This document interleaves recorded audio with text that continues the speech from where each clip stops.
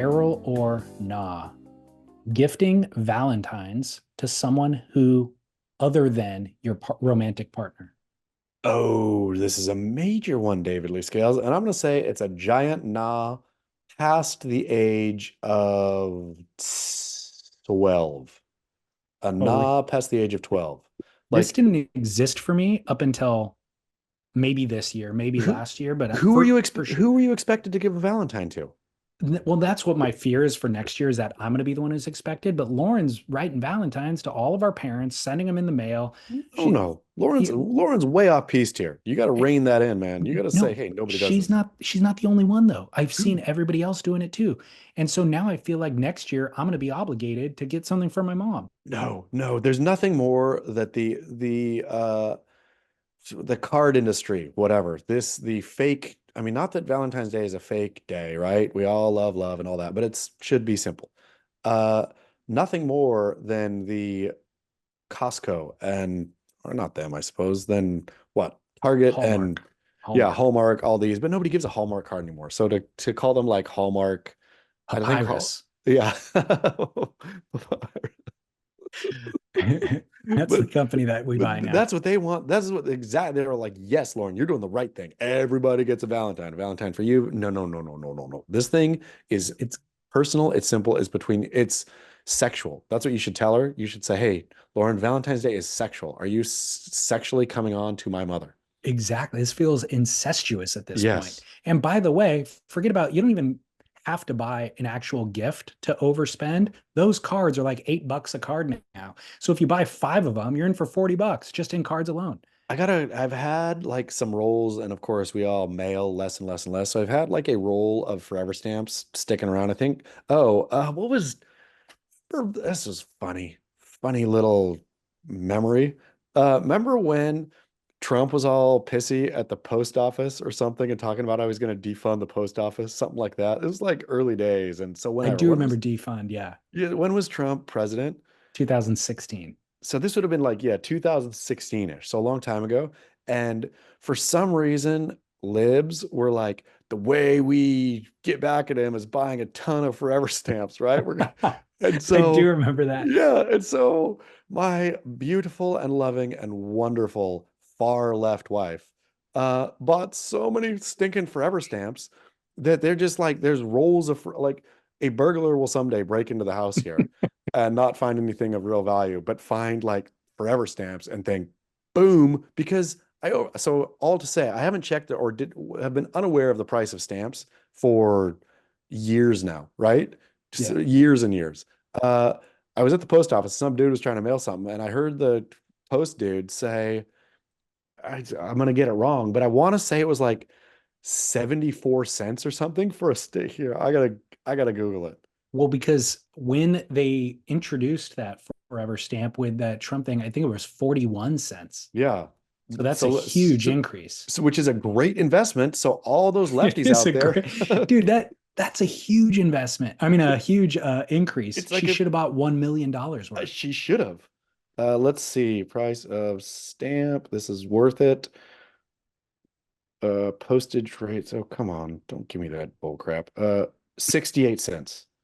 Wow. 68 cents for a regular stamp. So she would have made 50% 50%. It did increase. make. I mean, I think there's still forever stamps just everywhere around this house. The problem is I don't know what the black market on forever stamps is, but there's got to be one. Just sell them. Yeah, sell them for 60 cents. Yeah. There's The buyer saves 8 cents and your wife makes 20 on her 41-cent purchase. was a great idea. But yeah, 60. So all to say though, back to the Valentine's for nobody except your lover, and let's bring it back here. You don't give Valentines to anybody but your lover or who you want to be your lover. So no Valentines for your kids unless you're a creep. No Valentines for anybody, no Valentines for coworkers, again, unless you're being creepy. Like only for your lover or somebody you want to bed. Under the age of 12, as you said, it's all fair game, it's all This, platonic. yep, But I agree with you. After that, it sends a very direct message, and that message currently has been muddled, and we need to right this ship for 2025. we need to get it back. So, dear listeners, help us. make Valentine's Day sexual again. That's gonna Mavs. Mavs.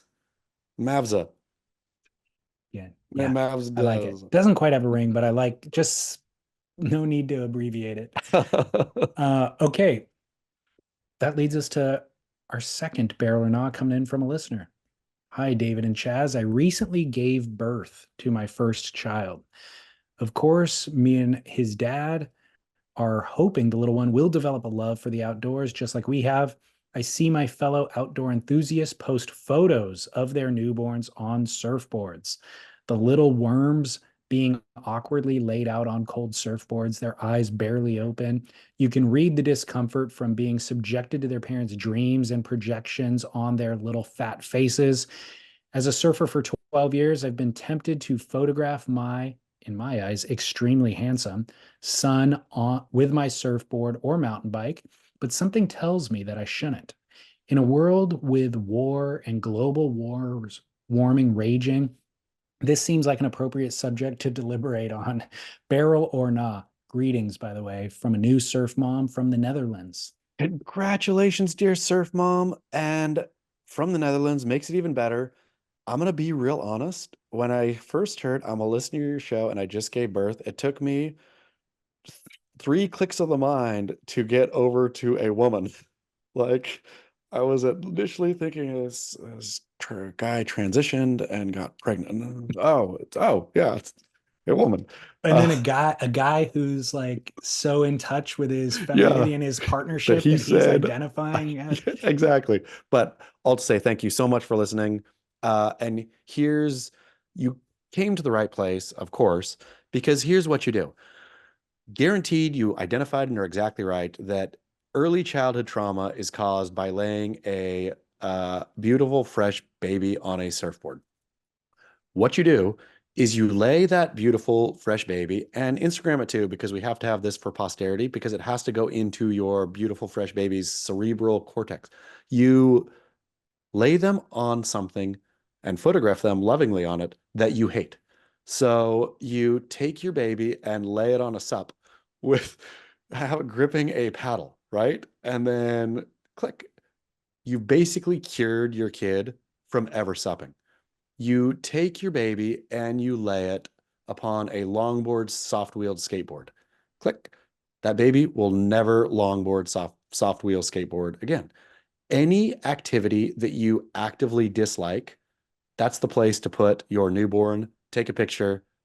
You are paying it forward into their life forever. They will not take up that thing, guaranteed. You put your baby in disco clothes with like a flashing disco ball above them. Click. Look at my little disco darling. Kid ain't Man, never gonna dance. man, this is excellent advice, and I Yep. really feel like I missed an opportunity here.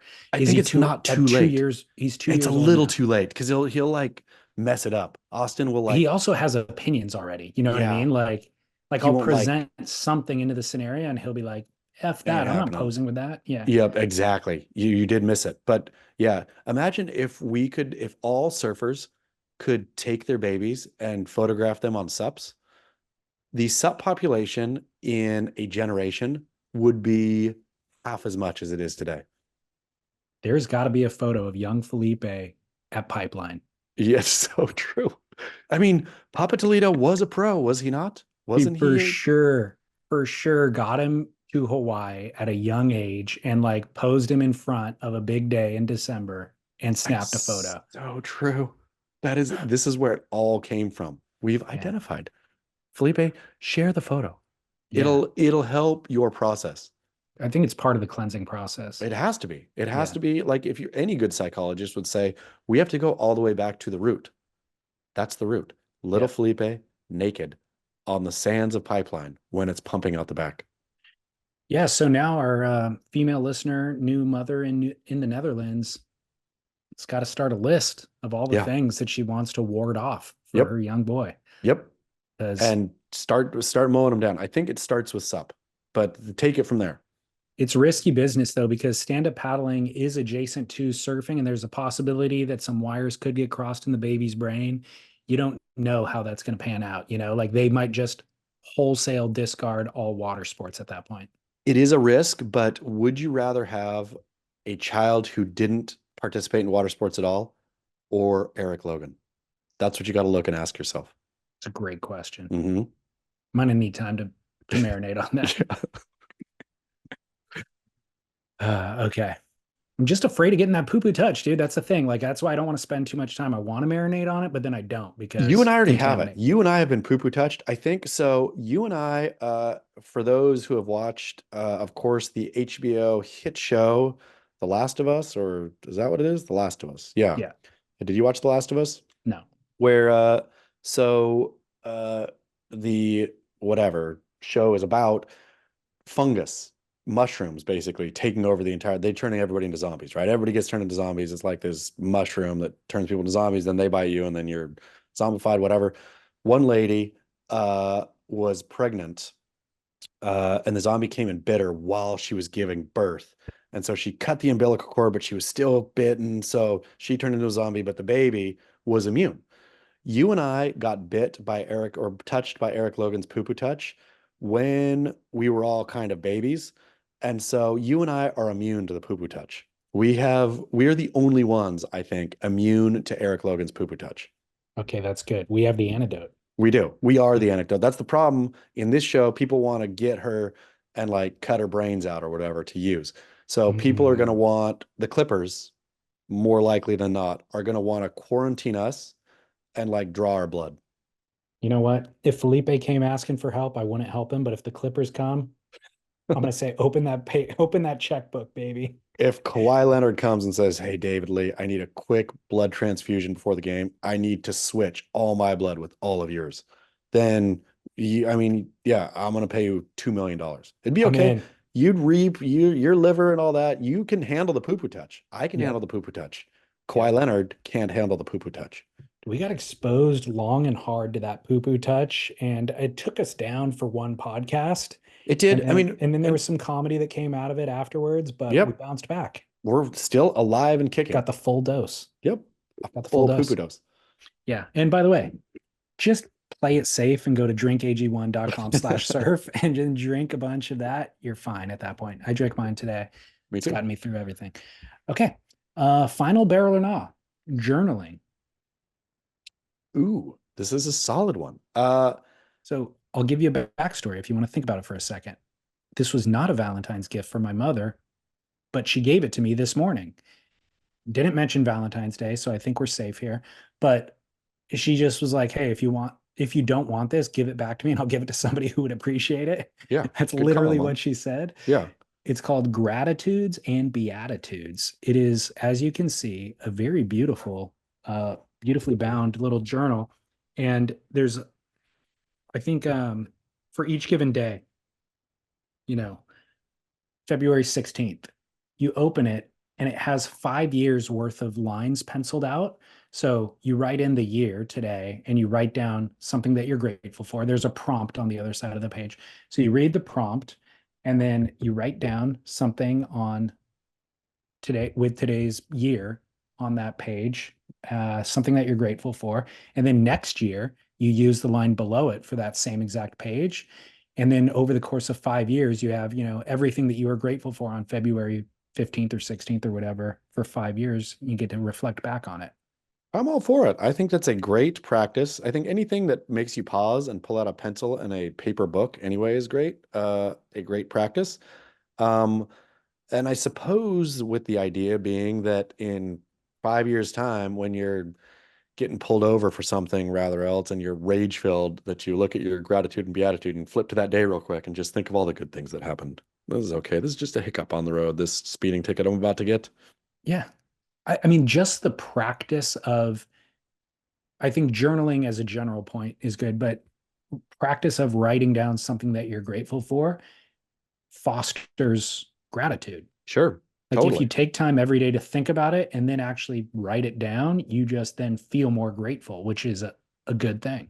And I think feeling more grateful than begets like things to feel grateful about. I think a Exactly. positive like outlook and all this kind of stuff is generally, not that I believe that karma and blah, blah, blah, blah. But I think if you're like looking for the good and stuff, then you see the good stuff. Yep. I agree. I'm Beryl. Ending on a high note. Thanks, We Mom. are. After thank you, and so thankful that it wasn't a Valentine's gift because then you'd have to question. You'd have more questions than answers. Yeah, I have something that I'm not grateful for that I would write as my first entry. Um, but the funny thing is, she's said that. She's like, take if you want, if you're actually going to use it, keep it. If not, give it back to me and I'll give it to somebody who will appreciate it. And I opened the gift and I saw what it was and I go, all right, I'm going to be honest, Mom. I It's not me. really want to be this guy. Yeah. Like I want to be the guy that uses this journal. I don't know I have the discipline to follow through, but I am going to make an entry today and I'm going to try my best tomorrow. And she's like, look, it only takes a minute. I'm like, I don't think you understand.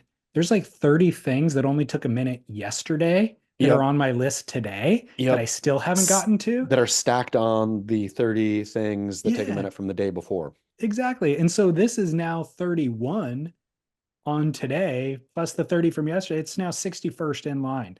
You Because know, with that too, it's one of those things that you can't wake up in the morning and do it before you get out of bed thing. Because you actually have to, like, I would imagine it's a thing you have to do at the end of the day.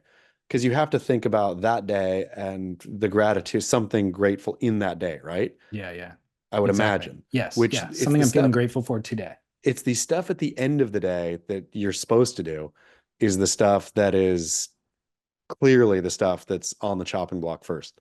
Yeah. Yeah, just like Cool. the push-ups I was supposed to do today and the emails I was Exactly. supposed to reply to. Exactly. For anybody who DMs and doesn't get a reply, this is why. It's not your fault. It's not that I didn't appreciate it. It's just it's on the list of things to do. On the list.